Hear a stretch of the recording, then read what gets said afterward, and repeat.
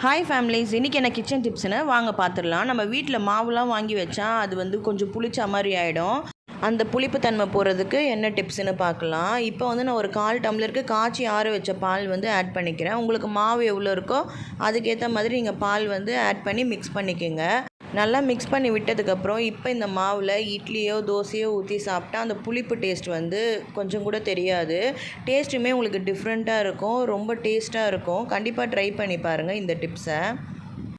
அடுத்து என்ன கிச்சன் டிப்ஸ்னு வாங்க பார்க்கலாம். இந்த சீசனுக்கு வந்து நுங்கு வந்து எங்கே பார்த்தாலுமே கிடைக்கும்.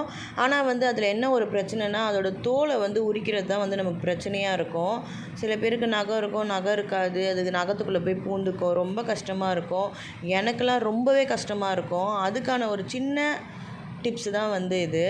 நம்ம வீட்டிலலாம் ஸ்பூன் இருக்கும் இல்லையா, அந்த ஸ்பூனோட பேக் சைடு வந்து நீங்கள் திருப்பி வச்சுட்டு அந்த தோலை வந்து நீங்கள் ஈஸியாகவே வந்து நீங்கள் ரிமூவ் பண்ணிடலாம்.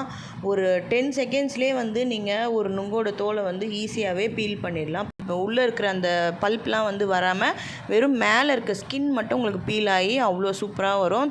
அது உள்ளே இருக்க தண்ணியுமே உங்களுக்கு ஒரு ட்ராப் கூட வேஸ்ட் ஆகாது. பாருங்கள், எனக்கு எவ்வளோ சூப்பராக வந்து அந்த ஸ்பூன் பேக் சைடை வச்சு நான் எவ்வளோ சூப்பராக நான் தோல் வந்து பீல் பண்ணி எடுக்கிறேன்னு பாருங்கள். நான் தோலெல்லாம் சூப்பராகவே உரித்து எடுத்துட்டேன். இது உங்களுக்கு பிடிச்சிருந்தா கண்டிப்பாக ட்ரை பண்ணி பாருங்கள். ரொம்ப யூஸ்ஃபுல்லான டிப்ஸு.